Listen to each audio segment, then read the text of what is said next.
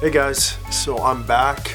It's been crazy times. Obviously, things have been going on. Luckily, my family, my friends, everybody's safe and well, still homebound. So today I wanted to talk about some things we can do to keep creative, not go crazy, and use some things that maybe you have or maybe you don't that are inexpensive enough to kind of put together and get something started. Maybe think of ideas how you can present to your clients about doing some shoots even in a lockdown. Let's get to it.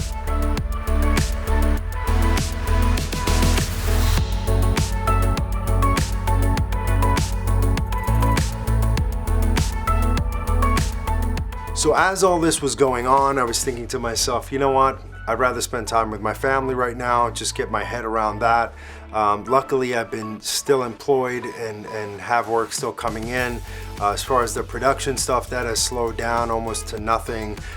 So we had to figure out ways how to keep things more relevant. A lot of clients are still doing marketing, so they're marketing their products and doing things that way. So, there's a few ways to handle that. You can either give them stock footage or edit stock footage or photography, but you still need a studio. So luckily I have a studio at home that I can do some work in, which has been great, and it helped tremendously in that thought process. But being creative and getting creative was really difficult, especially when you're constantly in front of a machine, or you're at home and distracted, and you're with family and you have thoughts about what's going on and the worries and everything else. But beyond that, you have to get out of it. So, for me, I felt like this was an appropriate time to kind of move forward, get things going, and again, offer clients something different, something that we can do. All they needed to do was really ship the products, and we can do a product shoot. If we needed a VO, we can grab a VO from a remote VO person. It wasn't as complex as it needed to be. The other thing also is doing motion ads, using After Effects, using product photography that exists. So it's really kind of not really reinventing the wheel, but looking at these approaches in a different way. Now, I miss being out. I miss filming outside and taking my cameras outside and doing what I need to do and just having that camaraderie and working with other people. But you got to make things happen with what you have. So there's a few things here that I thought about as I was doing a product shoot, and I wanted to share that with you. And again, all this stuff takes a little bit of testing. It's a new environment, new studio. I don't have help. I'm doing this on my own. So you got to play with the lighting, and you've got to try whatever it is that you have. So one of the things I wanted to accomplish with some of these product shoots was, I wanted to finally use this Laowa probe lens, which is an incredible lens, and it gives you a really, really different perspective, especially on products if you're lining them up or if you want to tell a little bit of a different story. This lens is an amazing lens. It does have drawbacks though. The color on it is very different than putting on, let's say, your normal lens. You'll put this lens on and all of a sudden the color shifts. So you have to adjust in camera, or you can adjust in post as well, especially if you're using the Blackmagic cameras and using RAW. It's easy enough to change the white balance and kind of play around with it and tone it the way that you want to, so it works well. The other difficult thing is that this particular one does not have a focus ring on it, so you have to do it manually, which is fine, but it's a bit difficult because this is so long and heavy that it shakes. So you kind of put it right in the middle, and hopefully you'll get the shot. It took a little bit of experimenting, but it's a really good lens for specific product shoots and the kind of telling a different story lens, which is great. I also used my regular 50mm lens. You're going to use this once or twice a year. It's way too expensive for that. At $1,400 to $1,600. This is great if you're going to continuously use this, and I have. If you want to rent it, great. If they're even sending stuff out, that's wonderful. Again, great lens. The other things that I had in my studio and always have with me is the Aputure MC. Now this is a RGB light. It's great for product photography. It's great for product videography. One, I have all the tones of colors that I need, and then I also use this guy here. This is the BOLING, and this is a really, really sweet little light. And all of these are actually between 90 and 120 bucks. So having these lights in your arsenal is fantastic. I'll put a little description below, but again, used it in the shoot, used it in the testing. I think it's a beautiful, beautiful light. A lot of my stuff on Instagram I use these lights for as well, which is really great. But To get really interesting shots, especially for product, I mean, what can you really do? Go back and forth, maybe go in and out. And again, you can do that with a tripod if you're careful and you're kind of doing that, but I think a slider is where it kind of shines to do that, especially for this, because you need a steady situation. And also having a heavier rig with the Blackmagic camera. This doesn't really work well with the GVM slider that I usually use. That one is great for lightweight cameras, like the one I'm shooting with now, the Sony A7 III. It's great for that, and no big lenses, and it plays pretty steady, and it also has you know, electronics to kind of like move it back and forth, which is great. But for these kind of shots, it needs to be really meticulous, and it's really like a short in and out. I don't need a really big slider for that. So I was having issues trying to stabilize this camera on any slider, and it didn't really work. So what I opted to go with was the Rhino slider. It's expensive, it's heavy, it's 24 inch.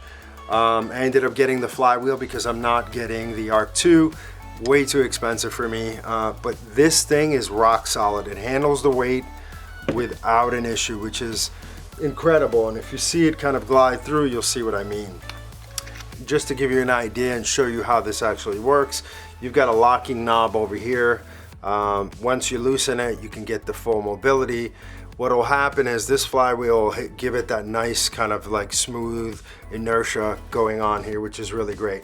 If I use this on that GVM slider that I have, which I use till today, I've had it for over 2 years, it's a great slider. But again, with the rig on, it doesn't work. If you did it without the rig, it's totally fine with the Blackmagic. But with all this stuff, this keeps it really smooth. And really easy to kind of like adjust as I go here. So if I want the camera facing obviously this way, make sure that that's all kind of like aligned and right. Let's tighten that up over here. And again, really smooth moves with this slider. Really love it. Again, do I think it's worth $700? It's a bit steep for a slider, but it's the only one out there that I found that was, you know, that can handle the weight. It's up to 50 pounds, so this actually works really well for me. So let's talk about some things that we can use beyond the 2 lights that I recommended. These are great lights. Again, really cheap, between 90 and 120 each. I think they're like great go-to lights to have, and they're just worth every penny. So one of the easiest things I have here for a hookup is really simple. I have this Lazy Susan, I think they call it, and they used it for you know, I don't know, cakes and whatnot. I have no idea. But this thing is kind of really cheap, but I want to give it a try. So I ordered one, tried a couple of ways to mount things, then I realized, you know what, if you have enough weight on it, you can use this as part of your project. And let me show you what that looks like. Using just a little bit of light, obviously I would have an overhead light here. The idea is to start off maybe with that back product here, and then as I'm zooming out, let's say as I'm using the slider going out, I'm turning it out like that, and similarly back in as well. So this gives me a little bit of parallax in the shots, just so you can get an idea, but just brings a little bit more interest in the shot that otherwise would be really boring if I had it on a tripod and just literally did something, let's say like expected, which would be just to kind of go up and down. And those are fine, you want to get those shots too. Same with, you know, any sort of like slow pan moves, you know, where I'm just kind of doing something like this, and those are fine as well. But between using it this way with the slider, having this kind of turn around as you do it, you'll see that in a lot of product commercials as well. So I think this is a good approach to try something else. And again, it's about experimenting, it's about trying new things, it's about trying to be as creative as possible when you're doing these shots, just to bring a little bit more interest. So I'm showing you some basic tests of different things that I tried out, whether it was with the probe lens or without, just trying to make these products more interesting. Keep in mind, a lot of these videos are being used on social, on YouTube, as sponsored ads, so these things run pretty fast. So you're looking at a 6-second, 10-second, and a 15-second. Those are traditionally how people are running the ads marketing ads for video. And they're pretty effective. So keep in mind, if you're shooting slow motion, cut those things a little bit shorter. You know, it doesn't need to be so dramatic that it lasts forever. Again, I'm just showing you for purposes, but if I'm cutting this spot, it's going to be a lot faster than having it hang too long, especially on the slow motion stuff. This is the challenge with the probe lens. If you're shooting on a smooth way, you can shoot it at 24. If you want to have that slow motion and kind of like reveal, that is going to be, you know, shot at 60, which I think is more than enough. 120 would be overkill and it would take forever to reveal, so it's probably not a good approach. So if you do have a camera that also supports stills and takes decent stills, use those as well. That's always nice to offer a client when you're also doing video and photography for them. The same way that you're composing your video shots or the shots that you're doing for your shoot, you can do that also for photos as well. These were all different photos. They were taken with different backgrounds, different lighting setups, just to give you an idea of kind of what kind of flavors we're bringing to the table, and just to give the client a little bit more of a wow factor of this is how much they can actually get from a short shoot, and get them excited about doing more work, especially for content. So content calendars can run 2 months, 3 months, or even up to 6 months. So they're gonna need a lot of content to be developed for them, and that goes a lot for a lot of different brands. So think about that when you're shooting, how to pre-plan your shoot and how much content you can actually deliver for a client.